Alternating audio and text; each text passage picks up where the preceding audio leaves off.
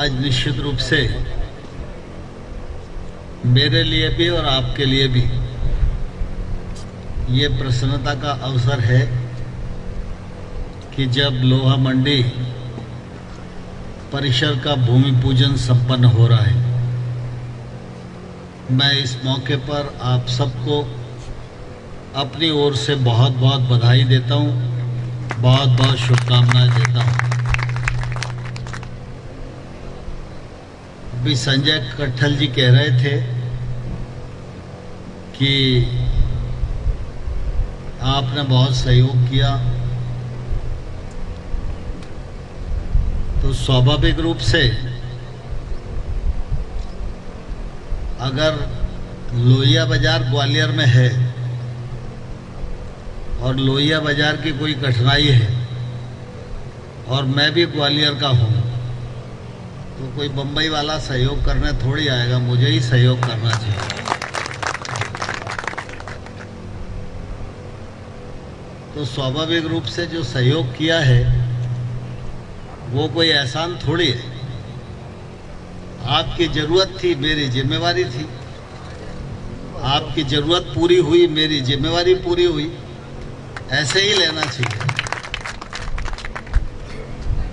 मुझे प्रसन्नता है क्योंकि काफ़ी लंबे समय पहले जब भारतीय जनता पार्टी की सरकार बनी थी, तब से ये कोशिश चल रही है। और उस समय ये भी था कि लोहिया बाजार भी कई सुविधाजनक जगह पर शिफ्ट हो जाए, दाल बाजार भी किसी उपयुक्त स्थान पर चला जाए, तो शहर में जो कठिनाई है वो भी समाप्त हो और व्यापार करने में जो कठिनाई आ रही है उसका भी निराकरण हो सके। दाल बाजार तो चूँकि जमीन के मामले में उलझा ही रहा, लेकिन लोहिया बाजार वालों ने जगह पसंद भी की और पसंद करने के बाद रजामंदी भी हुई और काम आगे भी बढ़ा। लेकिन जैसा कि हमारे ग्वालियर का दुर्भाग्य है, किसी भी भले काम के लिए जगह ढूंढने जाओगे तो उसमें एक न एक बुरा आदमी अपनी पच्चड़ फंसाए आपको मिलेगा ही, और वो एकदम नहीं दिखेगा। जब काम एकदम उभर जाएगा तब अपनी पच्चड़ फंसा देगा। लेकिन आप सब लोग लगातार संघर्ष करते रहे और आप लोगों ने हार नहीं मानी, इसीलिए आप सब लोगों की जीत हुई है। इसलिए आप सब लोगों को मेरी ओर से और ज़्यादा बधाई है। हम सब ग्वालियर के निवासी हैं। अपना ग्वालियर अच्छा हो और ग्वालियर का व्यापार व्यवसाय भी अच्छा चले, ये हम सब लोगों की इच्छा रहती ही है। और जैसे जैसे समय बढ़ता है वैसे वैसे परिवर्तन होते रहना चाहिए, क्योंकि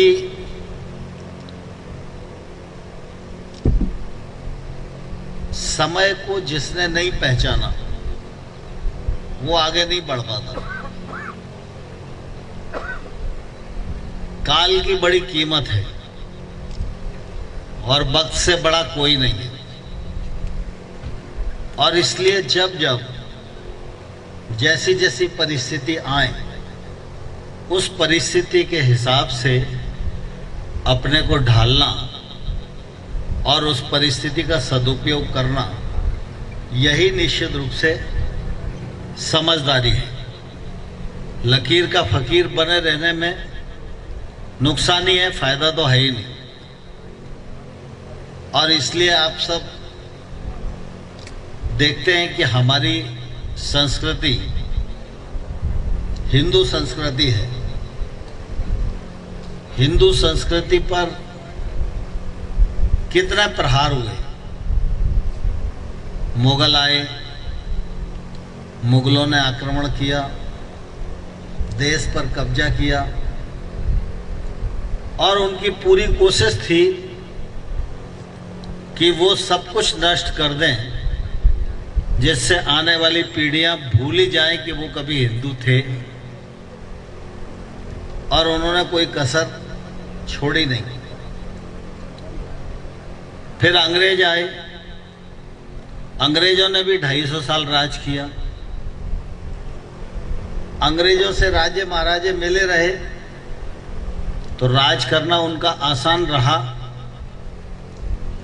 लेकिन अप्रत्यक्ष रूप से उनकी कोशिश यही थी कि हिंदुस्तान की शिक्षा पद्धति को नष्ट कर दिया जाए, हिंदुस्तान के भाईचारे को नष्ट कर दिया जाए, हिंदुस्तान के साहित्य को नष्ट कर दिया जाए, हिंदुस्तान के धर्म को नष्ट कर दिया जाए, हिंदुस्तान की जो ग्रामीण परंपराएं उनको नष्ट कर दिया जाए।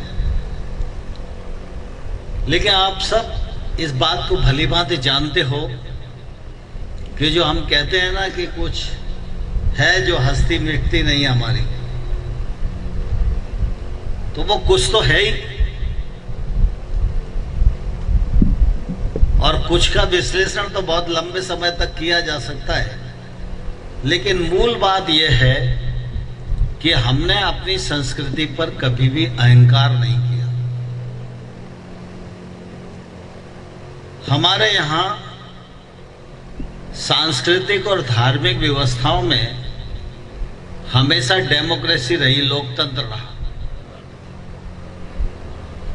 किसी ने किसी को मना नहीं किया तुम राम की पूजा मत करो, किसी ने किसी को मना नहीं किया कि भगवान महावीर स्वामी की पूजा तुम मत करो। और यूं देखें तो किसी ने इस्लाम के लिए भी मना नहीं किया, किसी ने ईसा मसीह की पूजा के लिए भी मना नहीं किया।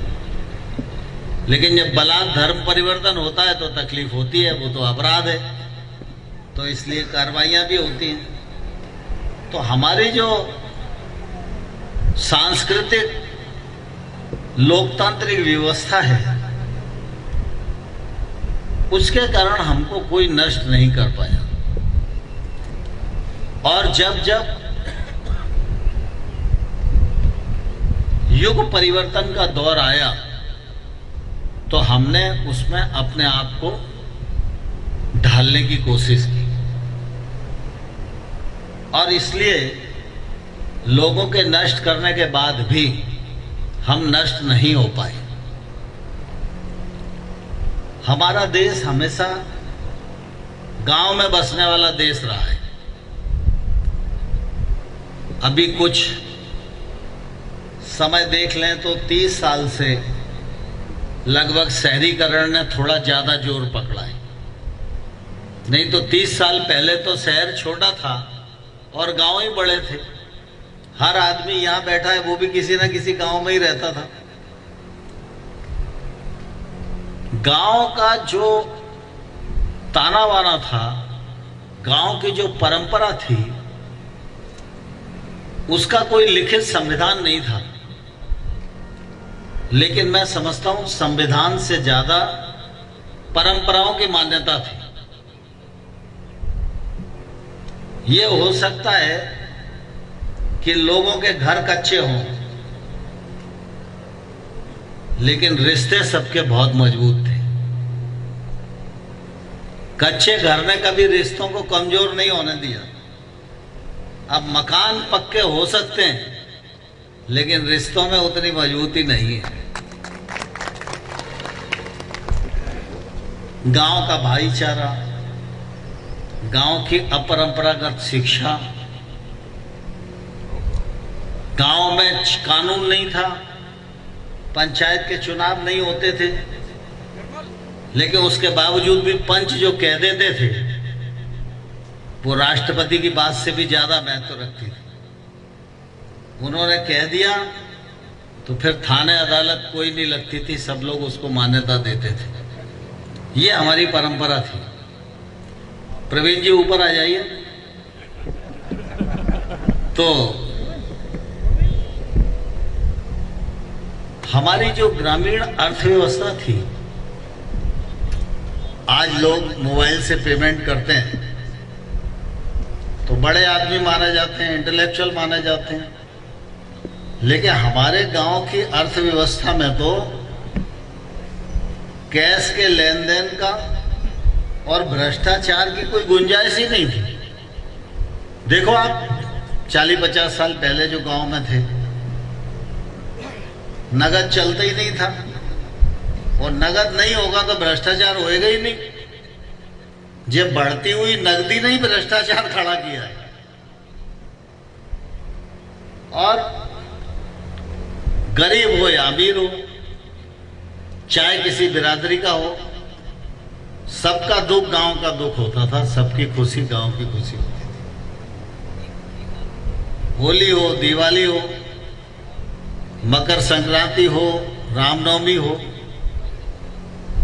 गोवर्धन की पूजा हो, सब मिलकर मनाते थे। मुझे ध्यान है गांव में, गांव के बारे में, अपर कास्ट सुलूट कास्ट के बारे में कई प्रकार की बातें कही जाती हैं, लेकिन वो पूरी सच नहीं है। समाज में कुछ बुरे लोग रहते हैं, तो जो बुरे तो हर जात में हैं। तो ठाकुर के साथ भी बुराई करने में कोई चूकता थोड़ी, अगर बुरा है तो। बैस के साथ भी चूकता है क्या, बताओ, अगर बुरा है तो। और अगर बुरा नहीं है तो वो अच्छा है तो अच्छा ही करेगा सबके साथ। तो मुझे ध्यान है, हम लोग 2 महीने की छुट्टी में अपने गांव में जाते थे, तो हमारी दादी गांव में रहती थी, तो बाल्मीक समाज के व्यक्ति के यहाँ खाना खाने नहीं जाते थे शादी में। लेकिन मुझे ध्यान है कि 12-1 बजे हमारी दादी जगा के बोलती थी कि वो लक्ष्मण दाऊ के यहाँ चले जाओ और ये 1 रुपया ले जाओ, इससे उनकी लड़की का ब्याह है, पैर पूज के आओ। ये जो परंपरा थी, यही हमारी ताकत थी, और इसी ताकत के कारण कोई हमको तोड़ नहीं पाया। हमारा सबसे बड़ा ग्रंथ क्या है? रामायण जी है, गीता जी है। गीता को कितने लोगों ने लिखा? मतलब आप भी गीता का भाष्य टीका करना चाहो तो आपको मनाही नहीं है। आप गीता पर टिप्पणी कर सकते हो, किताब लिख सकते हो, छपा के उसको प्रकाशन कर सकते हो, कोई रोकता है क्या? ये हिंदू धर्म में ही होता है। आप रामायण का अनुवाद अपने हिसाब से कर सकते हो। हमारे यहाँ व्यापकता है। व्यापकता है तो बरकत है, व्यापकता है तो प्रगति है।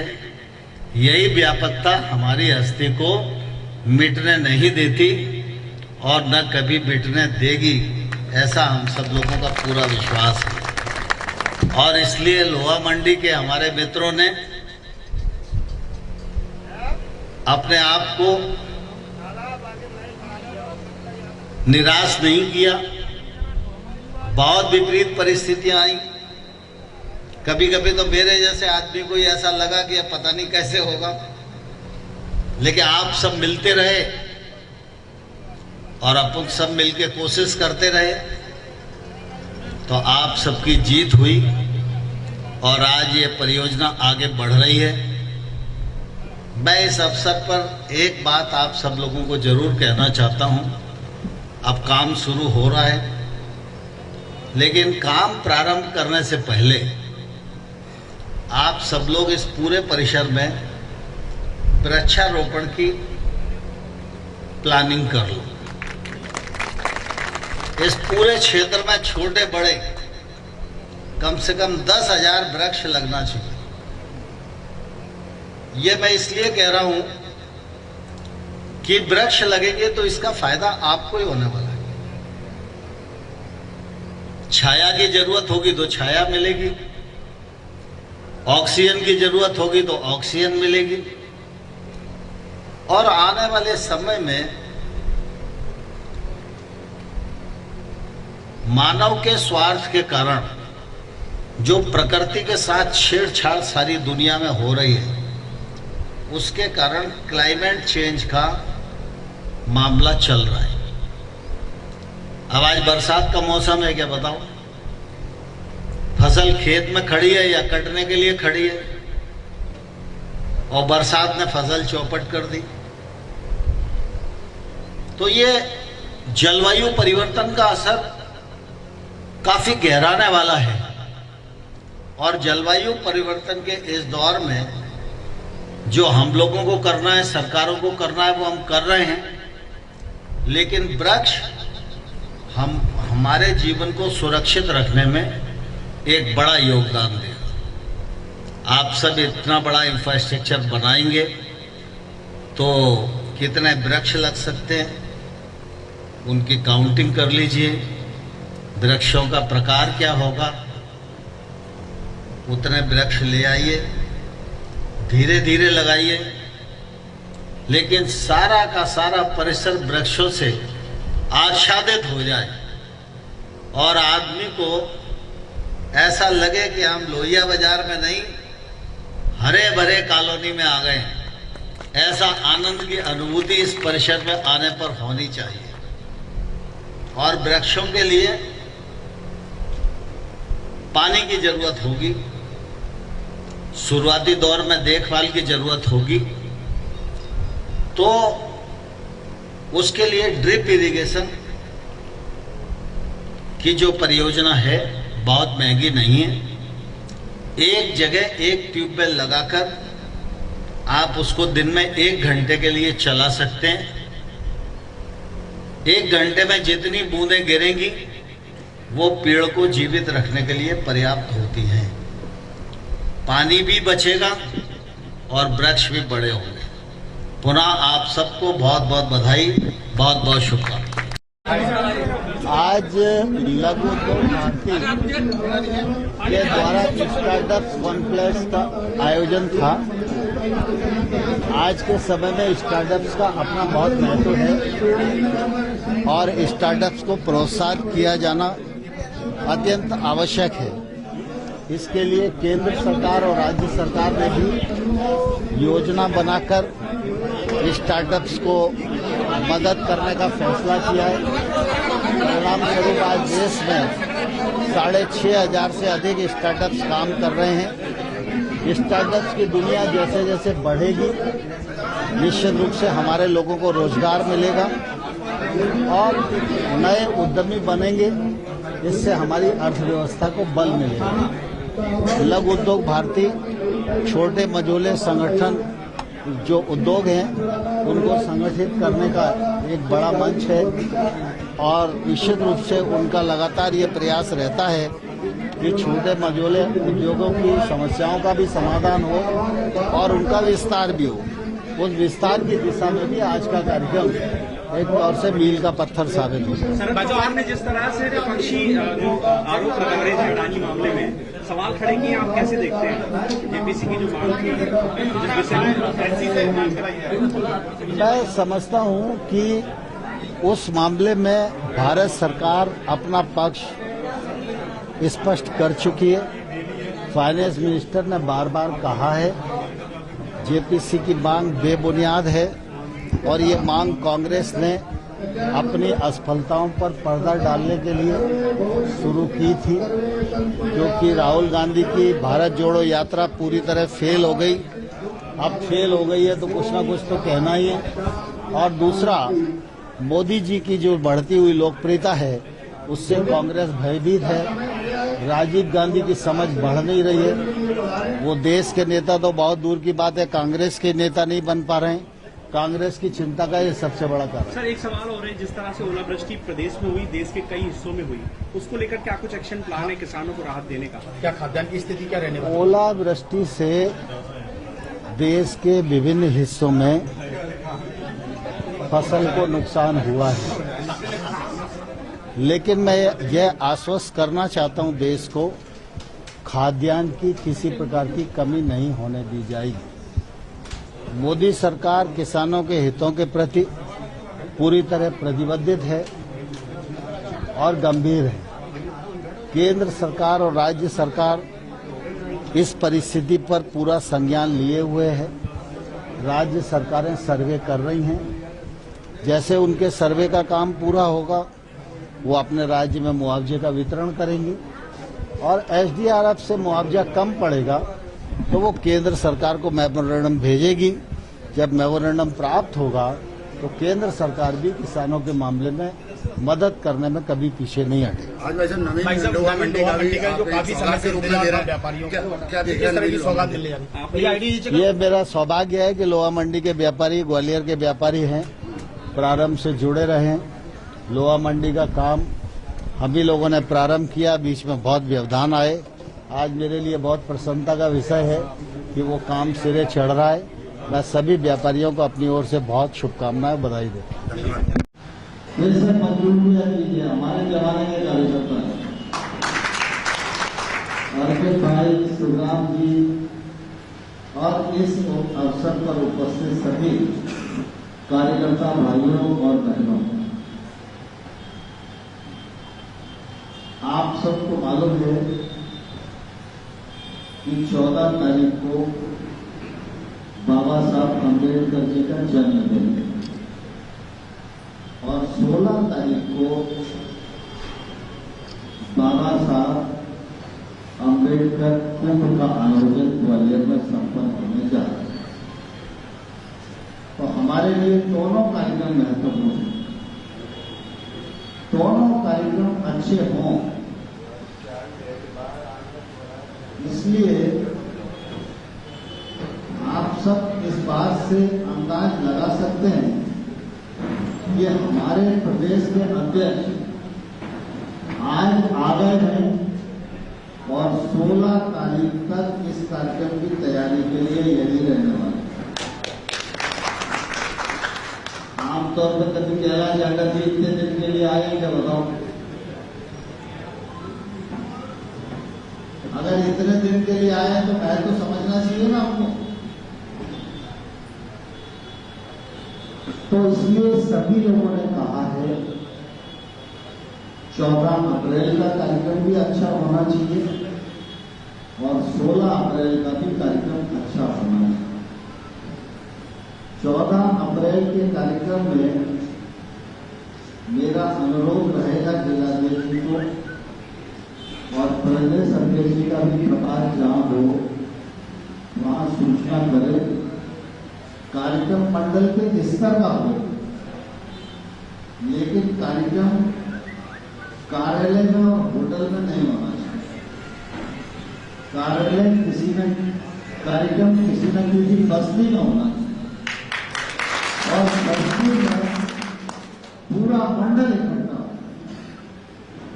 टेंट लगाओ, माइक लगाओ, झंडे लगाओ, अच्छी कुर्सियां लगाओ, माला मंगाओ, अतिथि आए उसको माला पहनाओ, उसकी अगवानी ढोल बजा कर करो, लेकिन बस्ती में कार्यक्रम करो जहां हमारे अनुसूचित समाज के लोग निवास करें, तो उसका लाभ ज्यादा होगा, जागृति ज्यादा आएगी और हमारे 16 अप्रैल के कार्यक्रम को भी सफल बनाने में वो कार्यक्रम मददगार होगा। पिछले बार आप सब लोगों को ध्यान में होगा, कैलाश भाई जी आए होंगे, जब मैं अध्यक्ष था तो 50-60 लोगों का ग्वालियर मेले के मैदान में अनुसूचित जाति का मोर्चे का कार्यक्रम हम लोगों ने किया था।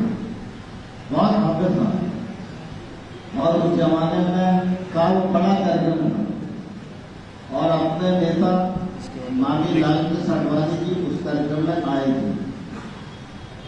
जितने लोग उस कार्यक्रम में रहे हों उन लोगों को मैं कहना चाहता हूं कि 16 तारीख का कार्यक्रम उससे डबल होना चाहिए।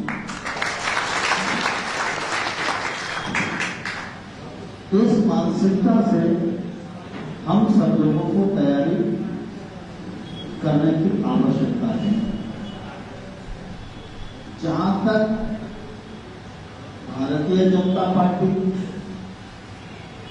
अनुसूचित जाति समाज और बाबा साहब अम्बेडकर, ये तीनों एक दूसरे के पूरक हैं। बाबा साहब अम्बेडकर जी का चिंतन अनुसूचित समाज, इसके बिना भारतीय जनता पार्टी अधूरी है। भारतीय जनता पार्टी का चिंतन तभी पूरा होता है जब डॉक्टर अंबेडकर जी और अनुसूचित समाज को उसमें शामिल कर लेते हैं। बाकी जितनी पार्टियां हैं, नेता हैं, ये तो व्यक्तिगत दुकानें हैं। अपनी दुकान चलाने के लिए जो मुंह में आता है वो बचेगा। हम देखते हैं जैसे हम सब्जी खरीदने जाते हैं तो संध्या को अगर सब्जी खरीदने जाओ 7-8 बजे तो अच्छा माल तो दिन भर में मिल जाता है, रात में 4 बजती है। लेकिन ठेले वाला कभी ये कहता है कि ये एटा माल है, वो तो यही कहता है कि बहुत अच्छा है, लेकिन बहुत अच्छा होता नहीं। ऐसे ही बाकी पार्टियों की हालत है, उनके पास अच्छा माल नहीं है, वो झूठ बोलकर अपना माल बेचने का प्रयास कर रहे हैं। इससे अनुसूचित जाति के बंधुओं को गुमराह होने से बचाने की जरूरत है। बाबा साहब अम्बेडकर हमारे देश के जाने माने नेता थे और वो कांग्रेस पार्टी के नहीं थे।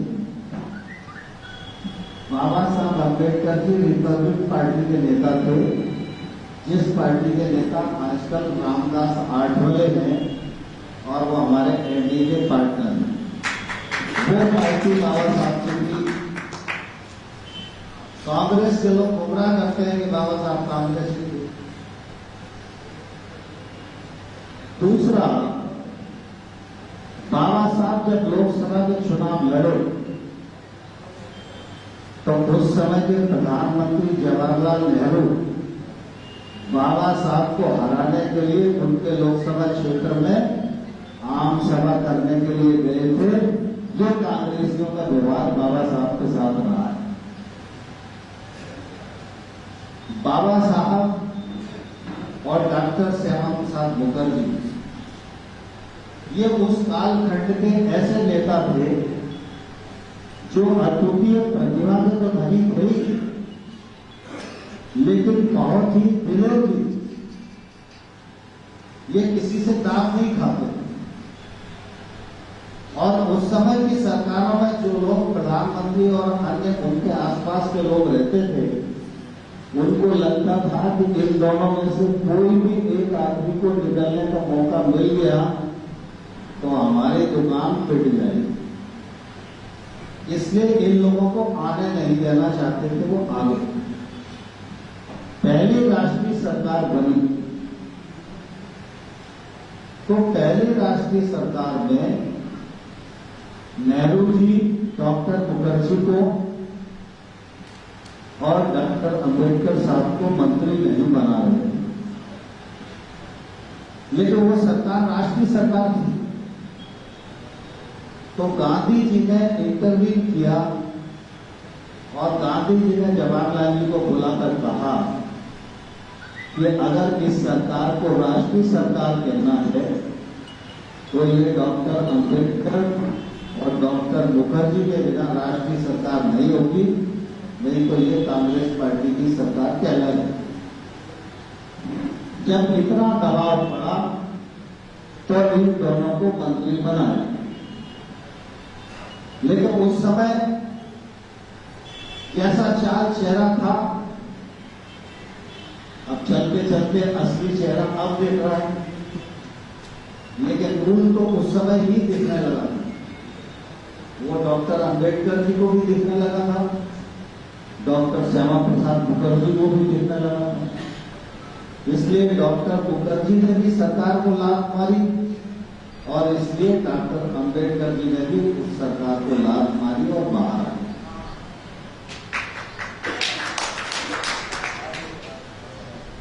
एक वाक्य और जोड़ता हूं आपको कि जब डॉक्टर अंबेडकर साहब ने इस्तीफा दिया तो वो इतने सिद्धांतवादी थे कि उन्होंने अपने साथियों को कहा कि आज रात तक ही सरकारी बंगला खाली करना है क्योंकि अब हम मंत्री नहीं। तो उनके सहयोगी साथी कोई मकान ढूंढने के लिए गए तो दिल्ली में किसी स्थान पर पहुंचे तो वहां पर सिरोही राजस्थान में एक जगह बड़ी स्टेट थी, उसके राजा उनके यहां बैठे हुए। तो सिरोही के राजा ने उनसे कहा तुम डॉक्टर अंबेडकर के लिए मकान ढूंढ रहे हो, वो तो देश के कानून मंत्री है और जो मंत्री होता है उसको तो दिल्ली का बंगला मिलता है, तो मकान क्यों ढूंढ रहे हो? तो उन लोगों ने कहा साहब उन्हें आज इस्तीफा दे दिया है और उनका कहना यह है कि रात तक मकान छोड़ना है। तो उन्होंने कहा कि मुझको ले चलो डॉक्टर अंबेडकर के पास, मैं उनको मकान दिलवाऊंगा। तब तक किसी को मालूम नहीं था ये आदमी कौन है। वो लोग लेके आ गए, डॉक्टर साहब से उनकी बातचीत हुई। तो ये अली रोड पर जो अभी अंबेडकर इंटरनेशनल सेंटर हम लोगों ने बनाया है, ये सिरोही के राजा ने जिंदल को बेचा और जिंदल से अटल बिहारी वाजपेयी की सरकार में जब सत्यनारायण जटिया मंत्री थे उस समय अटल जी ने जिंदल से इसको खरीदा स्मारक बनाने के लिए। लेकिन उस समय अटल जी की सरकार चली गई। अब मोदी जी ने उसको एक भव्य इंटरनेशनल सेंटर के रूप में तब्दील कर दिया। ये 3 मकान थे उनके। तो उन्होंने कहा कि डॉक्टर साहब हमारे पास 3 मकान है दिल्ली में, एक आप ले लो। तो डॉक्टर साहब ने कहा किराया, तो उन्होंने कहा किराया तो मैं नहीं लूंगा। तो डॉक्टर साहब ने कहा बिना किराए के मैं नहीं लूंगा। तो उन्होंने कहा कि डॉक्टर साहब आप मुझे पहचान नहीं पाए। तो उन्होंने कहा हाँ मैं पहचान तो नहीं पाया। तो उन्होंने कहा कि मैं सिरोही का राजा हूं और आप और मैं दोनों लोग पानी के जहाज से लंदन जा रहे थे। लंदन में मेरी एक प्रॉपर्टी थी, उसका केस चल रहा था, मैं अपनी पेशी पर जा रहा। मैंने आपको पहचाना लेकिन आपने मुझे नहीं पूछा। मैंने अपना परिचय दिया, फिर बातचीत हुई तो आपने मुझसे पूछा क्यों जा रहे हैं। तो मैंने बताया कोई पेशी है इसलिए जा रहा। तो मैंने आपको आग्रह किया कि साहब आपसे बड़ा वकील कौन होगा, आप ही मेरा मुकदमा लड़ो। तो आपने मुझे कहा मैं बड़े लोगों के मुकदमे नहीं लड़ता हूं, छोटे लोगों का मुकदमा लड़ता हूं। तो मैंने कुछ नहीं बोला, लेकिन थोड़ी देर बाद आपने मुझे कहा कि तुम अपने केस की फाइल ले आओ, सफर लंबा है, मैं तुम्हारे केस का अध्ययन करता हूं और तुमको कुछ पॉइंट बना के देता हूं। जिस वकील को करो तो वकील को ये पॉइंट दे देना तो तुम्हारा मुकदमा तुम जीत सको। तो मैंने अपनी फाइल आपको दी, आपने उस पूरी फाइल को पढ़ा और मुझे 9 पॉइंट आपने बना के दिए। बोले जिस वकील को भी करो ये 9 पॉइंट उसे दे देना, इधर उधर जाने की जरूरत नहीं है, जिन पर बहस करे आप केस जीत जाए। तो मैंने वही किया और मैंने उन्हीं 9 पॉइंटों पर आर्गुमेंट किया तो मेरा मुकदमा मैं जीत गया। तो आपका एक बड़ा एहसान मेरे ऊपर है जो आपने बिना पूछते मेरे लिए। तो तय हुआ कि भाई 1 रुपए में मकान किराए पर दिया जाए। फिर राजा साहब ने ये भी तय किया कि ये 1 रुपया लेंगे और आपके ट्रस्ट को दान देंगे। तो डॉक्टर मुखर्जी इतना सिद्धांतवादी आदमी थे। और जब उन्होंने संविधान लिखा और 26 नवंबर को वो संविधान पार्लियामेंट में पेश हुआ, तो आप उस संविधान को देखो, आजादी को 75 साल हो गए, वो संविधान आज भी प्रासंगिक है और 75 में 750 साल भी हो जाएंगे तब भी वो प्रासंगिक है। हम लोग घर परिवार में थोड़ी भी झंझट अगर हो जाती है तो ऐसी गांठ बांध लेते हैं कि मौका लगे तो बदला ले लिया जाए। डॉक्टर अंबेडकर के साथ कितने वाक्य नहीं हुए होंगे जिंदगी में, लेकिन जब भारत का संविधान लिखा तो उसमें एक जगह भी आपको बदले की भावना दिखाई नहीं दी, एक जगह भी पूर्वाग्रह दिखाई नहीं देगा। इतना ऊंचा व्यक्ति जिसकी महानता की ऊंचाई का आप और हम अंदाज नहीं लगा सकते, वो व्यक्ति भी कांग्रेस को बचा नहीं था।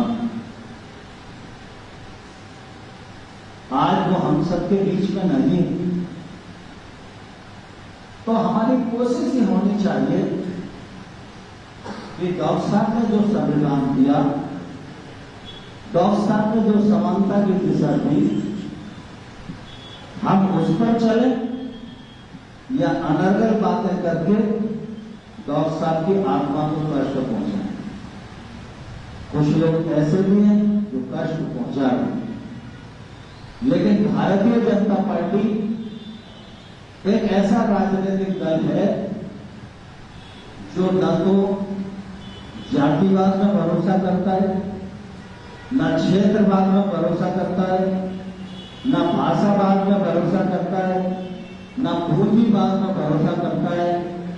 भारतीय जनता पार्टी का सिद्धांत है राष्ट्रवाद में भरोसा करो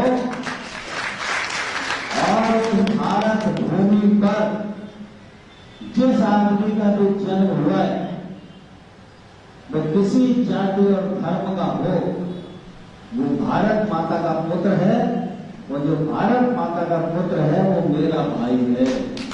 यह भारतीय जनता पार्टी का चिंतन है। अच्छी बात को पहुंचाने में थोड़ी देर लगती है, खराब बात को पहुंचाने में कम देर लगती है।